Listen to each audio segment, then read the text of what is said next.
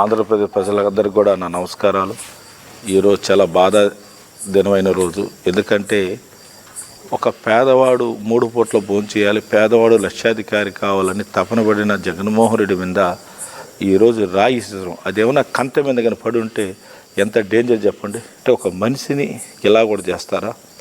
దేవుళ్ళ లాంటి మనిషి జగన్మోహన్ రెడ్డి గారిని, పేదవాళ్ళ కోసం బతికే మనిషిని పెత్తందారులు ఇలా కూడా ఉంటారు, పెత్తందారులు.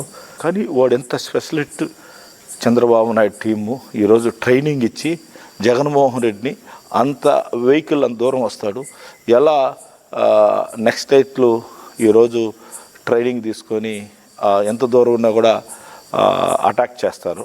జగన్మోహన్ రెడ్డి మీద అంత లాంగ్లో కరెక్ట్గా కొట్టడం అనేది ఇది ట్రైనింగ్ తీసుకున్నది కుట్ర. ఇది నేను చెప్తున్నాను, ఒక్కరోజు ప్లానింగ్ కాదు, ఆయన బస్ యాత్ర రోజు నుంచి ప్లానింగ్ స్టార్ట్ అయింది. నిజంగా చెప్తా ఉన్నాను, పైన అమ్మవారు ఉన్నారు.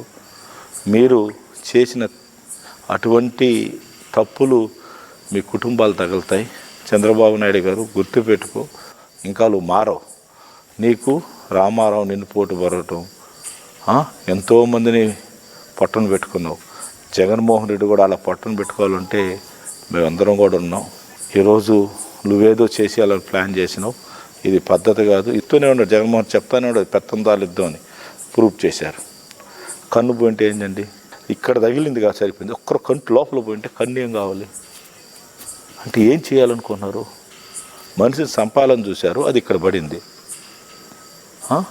చాలా తప్పు ఇది.